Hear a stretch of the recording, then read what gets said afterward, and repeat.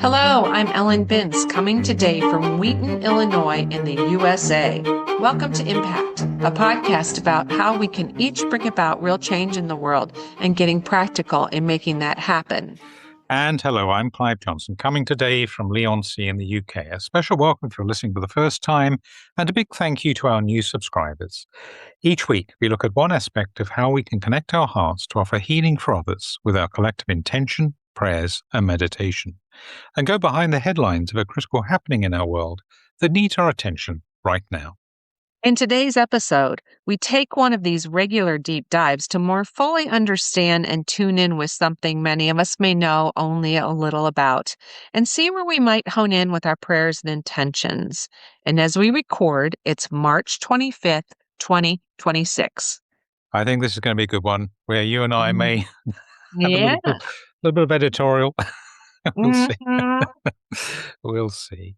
Sometimes when we hold an intention, something quite revealing arises. This was the case for one of our friends and listeners, actually quite recently, who held intention around equality for women a couple of weeks ago. What was revealed to them was a sense of what's needed to turn around the very slow trend towards equality. You might remember we were talking about current rate that's predicted at over 120 years. And that's what's known as the collective unconscious, needs to be wiped clean of its current assumptions and imprints around men and women's rights and roles.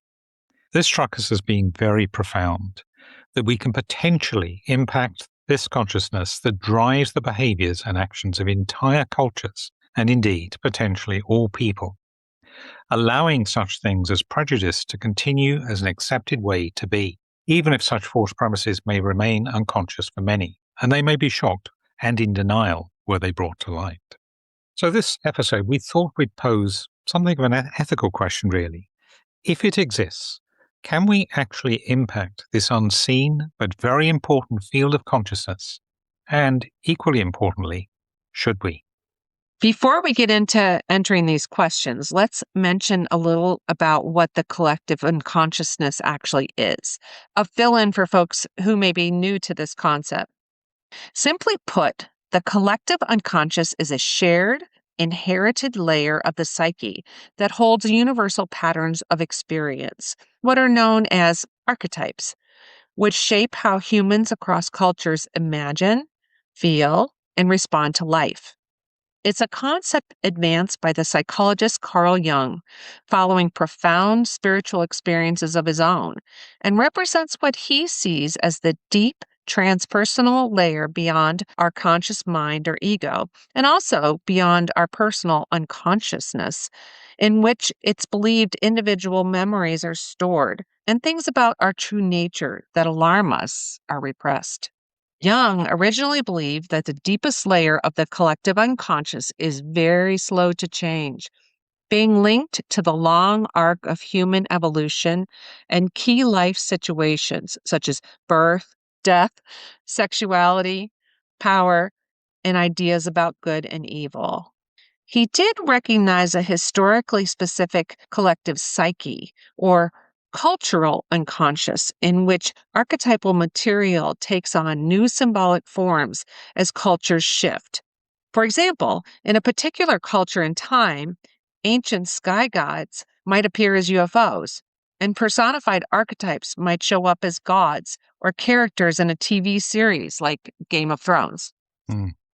Later, Jungian thinkers, such as James Hillman, have considered archetype to be autonomous imaginal forces or gods within the psyche, which frame the collective dimension as a living symbolic cosmos rather than just a storage bank of inherited images.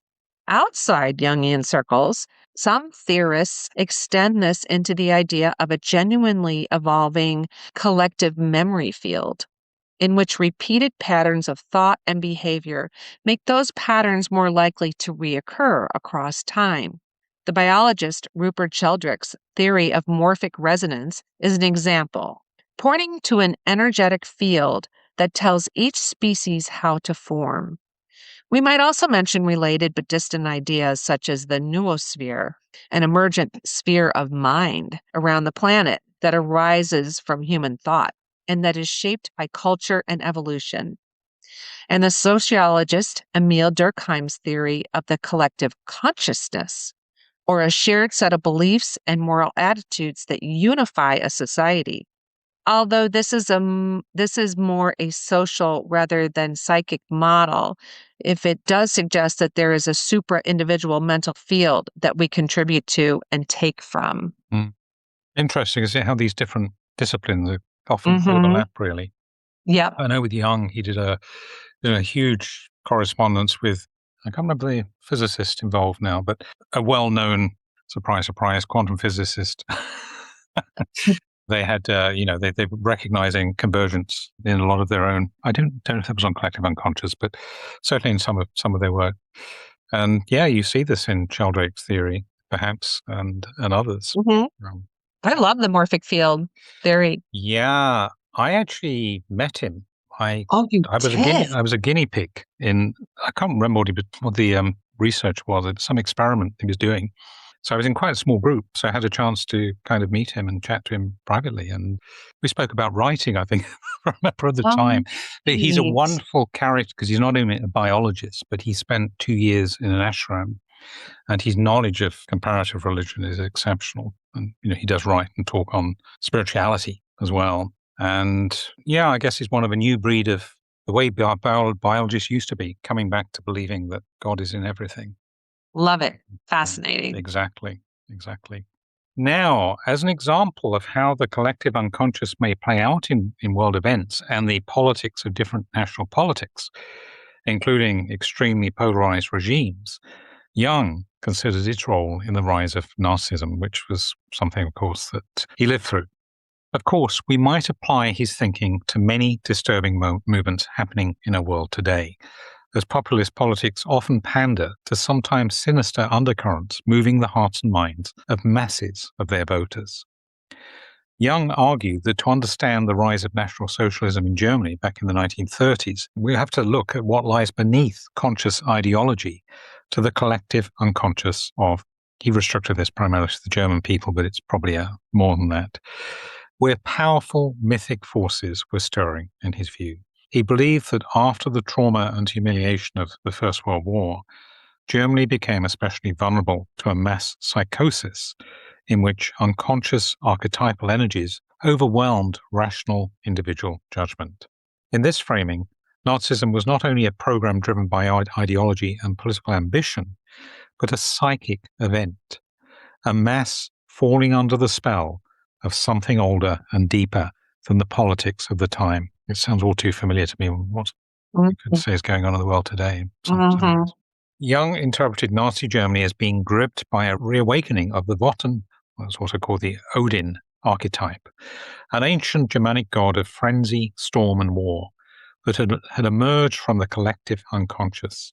He described the Nazis' fanaticism and restlessness as a kind of mystical being seized, in which people were taken hold of by this archetypal force, rather than freely choosing to follow the path led by Hitler in a purely rational way. Instead, he saw Hitler as a vessel or personification of this collective archetypal energy, who would have been nothing without the receptive German mass psyche. Rather than being a lone demonic genius for Jung, Hitler was more the carrier of a pre-existing storm that had been brewing in the collective unconscious of the nation. Following the war, he called for a painful, mystical possession of guilt as a way forward to bring healing. You might see the effect today in that prominent leaders of the world on the world stage may embody and articulate not only what they may believe or indeed be the architects of, but which are heavily influenced by a mass movement of ideas in a particular direction, often also fueled by media attention. So, if we accept Jung's theory and we appreciate not all may, we know that, the question remains, can we impact it through our intention and prayers? Can we even bring about a change as significant as wiping the slate clean on a matter like unconscious gender prejudice? Jung maintained that every person is born into and unconsciously tunes to the shared psychic background of the collective unconscious, believing that it conditions the range of images, narratives, and meanings that arise spontaneously in dreams, fantasies, and intuitions. In turn, the archetypes we access influence key life themes, such as showing mothers how to be caregivers, military scouts how to be heroes, and informing our inner understanding of the masculine and feminine as mirrored in a pattern of the opposite sex through what are called our anima and animus. His ideas about what we repress in our shadow, but need to integrate to become whole, are also wrapped up with this. And much of what he taught about becoming fully integrated human beings ties in with the thinking of other psychologists, such as Abraham Maslow, not to mention the hero's journey stories of many myths. This is all rich and important territory to explore, but not our theme for today. We might need a part 2 for that. Right. Jung spoke of the collective unconscious being fashioned by us all, suggesting that humanity's repeated experiences and responses gradually shape and reinforce archetypal patterns. On a slow evolutionary timescale, the way generations meet core human challenges, such as facing danger, engaging and exercising power, and living in community, lay down and modify these deep patterns.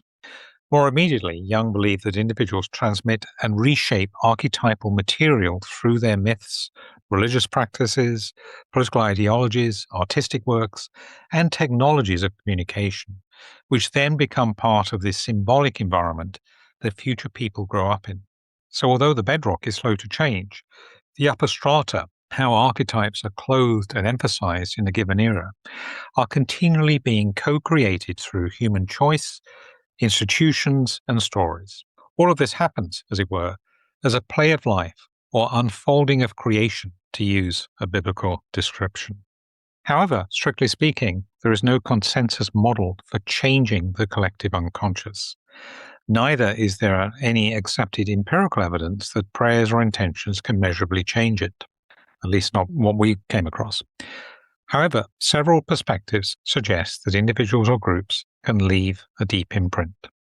One such perspective is that charismatic political and religious leaders whose own inner configuration matches a potent archetypal pattern can become conductors or amplifiers for wider historical forces. Figures like Hitler become a focus for entraining and bringing coherence to the energy of mass public mood, for good or ill, much in the way we become coherent with the intentions we hold, though in our case, hopefully, much more aimed at the good. Hmm. Scale and repetition matter too. If a pattern is widely repeated in behavior, institutions, and media over time, it may become embedded. Ideas about national identity, or, for example, the human rights discourse, are examples we might recognize as having reshaped collective images. The Maharishi effect that we've mentioned before may be at play here. Again, not always having impact in ways many of our listeners may see as being for the highest good. Although in the Maharishi effect, they're in deep meditation. So there is a little bit of a difference True. there. Yep.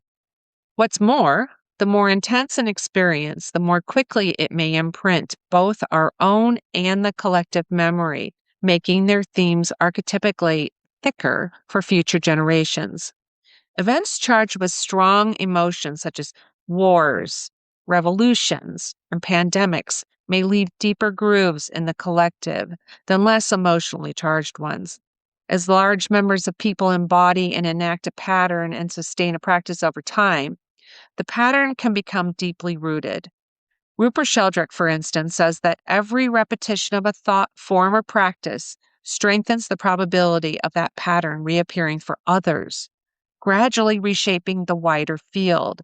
So everything we do or say that conforms to a pattern amplifies its effect. Yep. Yeah, absolutely. Thoughts are deeds, right? All matter. Yes. Thoughts are matter. Yes. In this area, we might mention some research into how focused intention or mass prayer affects shared or physical fields. We've touched on this in other episodes, of course. One such example, which I think we may have mentioned, is the work of the Global Consciousness Project, which runs a worldwide network of hardware random number generators, testing whether outputs deviate from chance during major global events or periods of synchronized attention. Whilst his methods aren't without critics, the project reports small but statistically significant departures from randomness around large-scale emotionally charged events, such as 9/11, for example, or celebrations of New Year and large-scale global meditations. Adherents of the project interpret such findings as evidence for a global consciousness influencing, in this case, physical systems.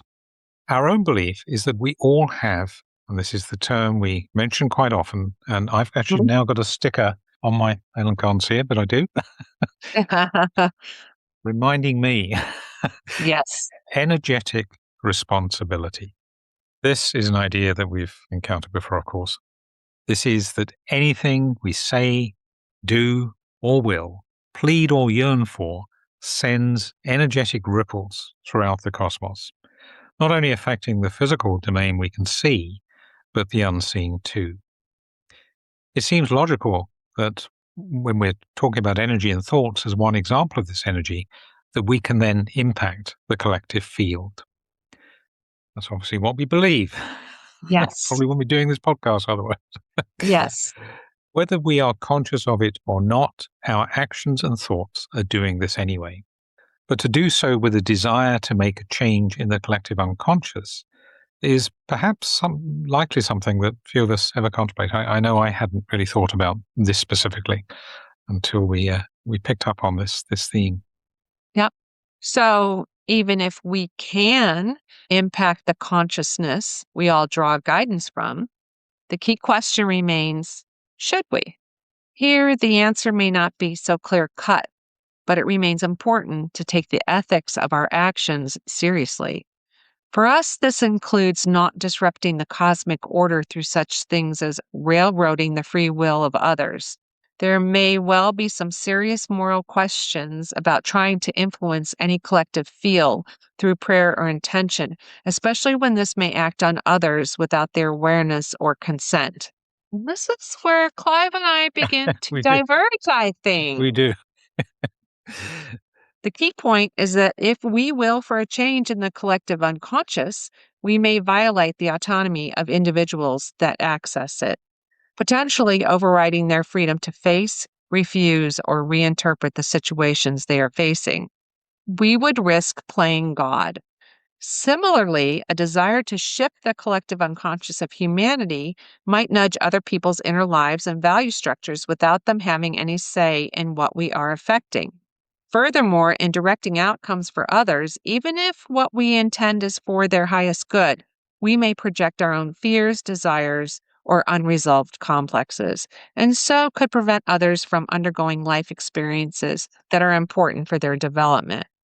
Now, my side of this is if you are coherent and if you are in the space of love, forgiveness, acceptance, in your higher emotions, when you make your intention and you do will for the highest good without predicting an outcome, I personally feel you are adding positives to the field, to the collective unconscious.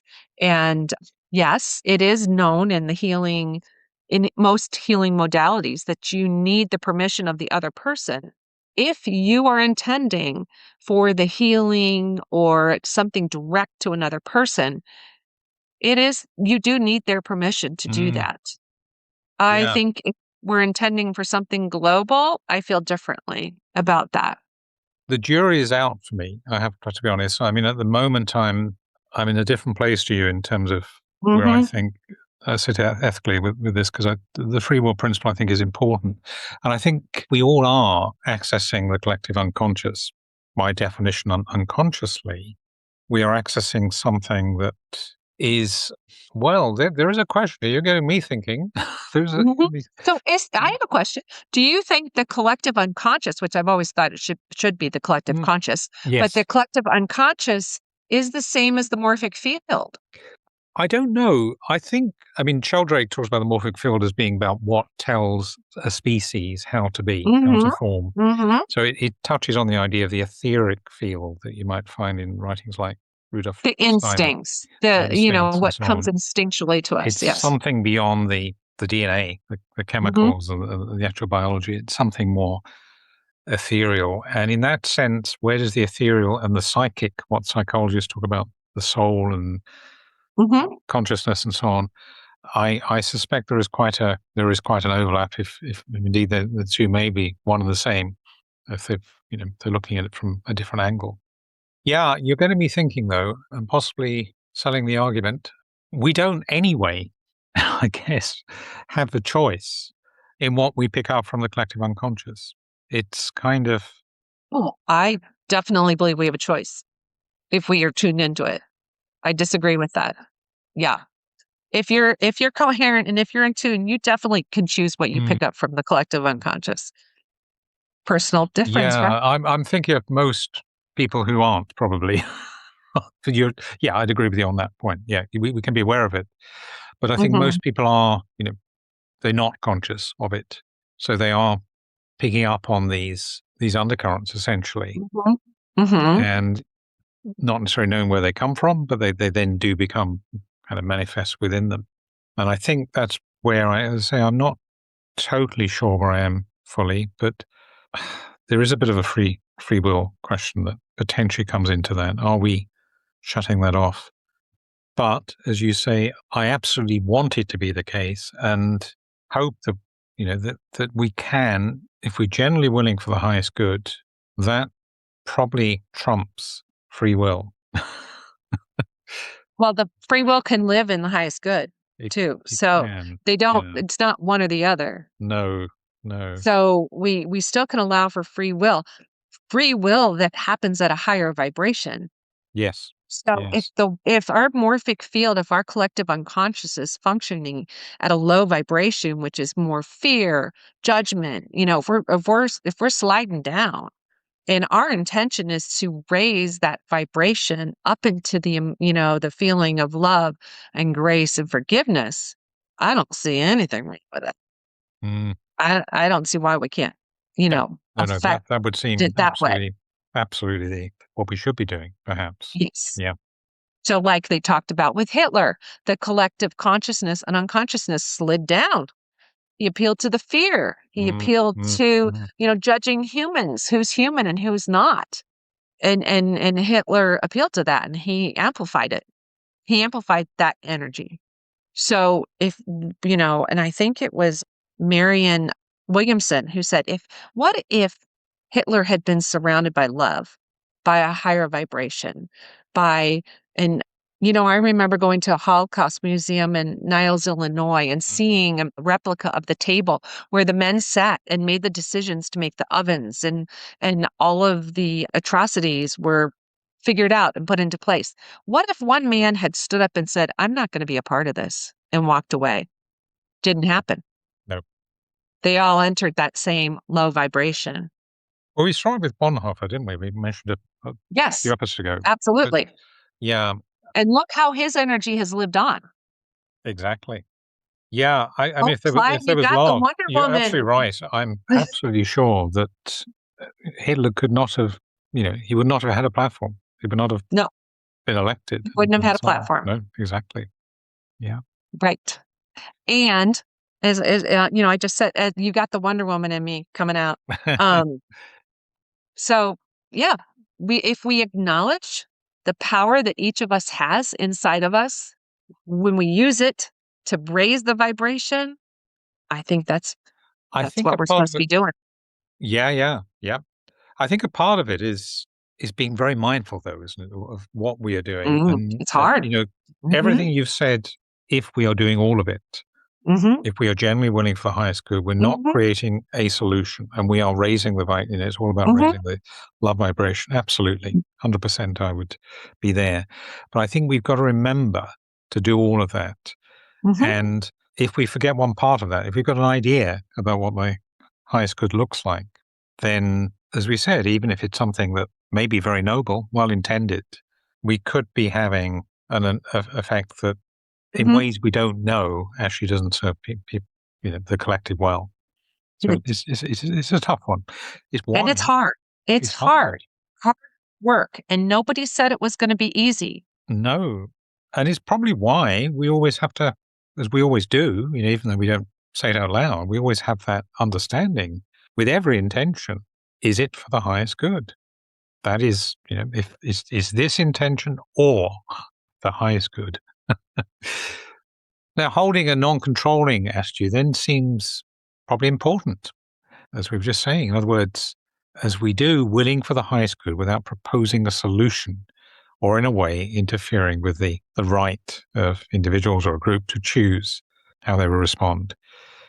We think this might apply to another person's inner life as anything else we will for and hold also at a collective level. Now, we started this, I think, because of the question about the gender bias, this idea that it could take over a century to wipe the slate clean. So it comes back to this key question: should we be holding as an intention a desire for the collective unconscious on this matter to be wiped clean? I would say if we go through those checks, I'm changing my view as we talk because I'm such so glad. such I'm a so tough glad. ethical question. Because I'm, big It's believer. not that tough. Not that tough, Clive. No, well, it's also about free will and cosmic, God allows bad things to happen kind of thing. That's the way the thing is set up. But yes, should we influence something which has love as its highest purpose? It has the rights, the freedoms of individuals, equality, recognition, respect as a part of its intention. It's recognizing the great harm that is happening at the moment and willing for that to change quickly. Mm-hmm. I think you've sold me. Okay, good. Because my statement is I will intend for gender equality every day, every moment until I die. And I said to Clive before we started, because I said, Clive, we need to talk a little bit about this script. I'm not sure I'm with you all the way. And I said, because women die and they're hurt, and we know in our DNA that that's not right. So I can be sure that when I'm intending for gender equality to alleviate the suffering of women, I'm good. I'm good with that. And yes, I do all those checks. I don't think it's easy. If I can intend for a pedophile to see love and to gain love in his heart and he doesn't commit a crime, you know, I hope I can do that. I hope I can contribute to the field. I'm not saying I do that personally. I'm not saying that I would definitely do that on something. I'm saying if I can contribute to the field in a way that raises the vibration of our collective unconsciousness so that people start to see, and aren't we seeing that now with the Epstein files being, Yes. opened and seeing what's been happening and people standing up and saying, yeah, that's not going to happen anymore. Maybe we are. And I think once that ethical question is resolved, should we, then yes, it becomes, we must. It actually Yes. becomes and we must, as you say, do it constantly. Yes. As much as we Yes. can. Yeah. Wow. There's been a turnaround. I mean, I was not settled. I was not settled on, I was kind of reluctantly trying to wrestle with this question about what should we influence. And the fact is, of course, everything we do does influence the collective unconscious anyway. Yes. So if we are tuning it to being in the highest good, desiring that change, then yeah, I've got to be with you on that one. And if when we're doing that, we are personally, as we always say, it starts from us. You have to be in coherence yourself before you're intending for the highest good. And as we say too, when you come together with a group of people, if you are coherent and then you come together with a group that's coherent, your energy becomes amplified. But yes, Clive, you're right. We have to be coherent ourselves. There are things that have to happen before we are positively affecting the field. And I think we're probably going to change our suggested intention for this week. What you said was wonderful. if you want to. We have to tell our listeners what it was. what you But, had written. well, I think the one we had is still relevant to hold, but yeah, perhaps not as our main focus. And that was really taking this whole idea of energetic responsibility, how we influence the collective unconscious seriously. We'd had suggested I resolve to test whether it is right for me to consciously will change for the collective unconscious, but perhaps more than that, to stay mindful of my energetic responsibility. So I think that is definitely one to keep front and center. But the words that I picked up from, as you were saying just then, were I will intend for gender equality every day until I die. So why don't we, Yes. unless you've got strong, why don't we make that our key focus for this Yes. week? Yes. And, you can intend to stay aware of your energetic responsibility and be conscious of what you're putting into the field. And this goes along with our global healing response Mm, focus that's mm. coming to an end of, the focus of this quarter of presence. Because when Yes, you're very nearly the in, end, aren't we?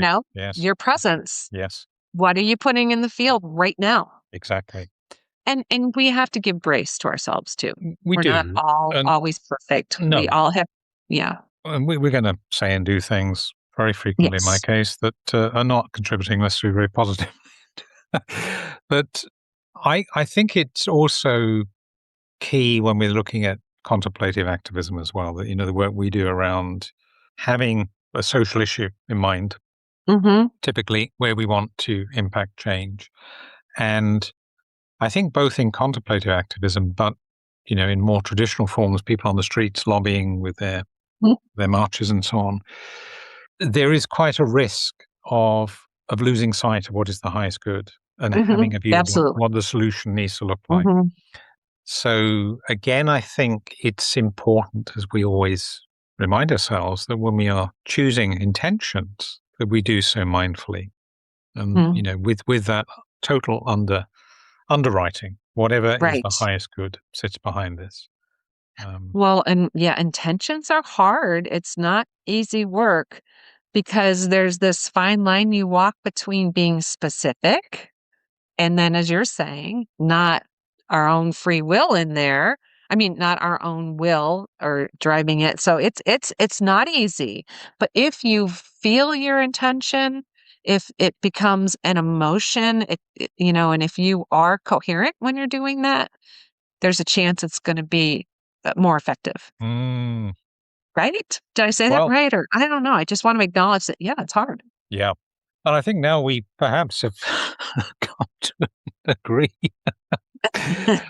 I can get excited, which is where I started when this idea came up. When this friend came this up, I thought, "Oh my goodness, this could be wonderful if we could really, and we can and do influence the collective unconscious and see Well, slate I wipe clean influenced you, through." right, Clive? You did, and yeah. But if we can do that, then we can do all sorts of things, I think, Yes. Yes. and it's quite a wake up because I hadn't really reflected Yes. on this aspect. I think it was important to tease out the ethical question around it, or questions around it. The could we be getting in the way? But I think what you've said has convinced me. Yeah, we get those 2 checks. points being intending for the highest good and not being attached to an outcome, Yeah, go with that. right? Go with that. And If then, you can check those 2 things off of your intention, then it's probably going to influence the field in a positive way. yep. And it's Mhm. different to what the intention we usually hold, which might be appealing to a leader or someone that has influence in United Nations or something to their individual conscience, and where there is a Yes. decision involved and they do have Mhm. free choice and will. And maybe that's where I was a little bit in trying to come to terms with this, because I was still thinking, well, yeah, Yeah. that's where we can't impose upon them much as we might Yes. might like. Yeah. Right. So Yay! I'll put my Wonder Woman back inside me you did now it. and You did that superpower. It's, put back my, it's wrist cuffs, pow pow. great. That would be wonderful, wouldn't it? Yeah. Well, that about wraps it up for this episode. Remember, you can connect with us in the Facebook group and for live intention holding in Clive's Daily Insight Timer offerings, and with me in the Labyrinth Activist Network's Zoom calls. Details of how to hook up with these are in our show notes. Look out too for our next special topic episode. Hopefully, it will be just as lively, which we'll be releasing in the next few days. Thank you again for listening and for sharing with us in Holding Intentions. We look forward to connecting again next time. And in the meantime, Thank you. Go well. Stay safe. and remember, we're more powerful together. Impact is presented by Ellen Bintz and Clive Johnson and produced by Impact Productions. Our theme music is by Chris Collins and our logo artwork is by Auto Classic. Subscribe wherever you get your podcasts and please leave us a review on Apple Podcasts, Spotify, Audible, or your favorite podcast provider. We're a non-commercial podcast dedicated to people of any faith tradition or none who yearn for healing in our troubled world. Please pass on the word so others may join us in making an impact. Thank you for listening.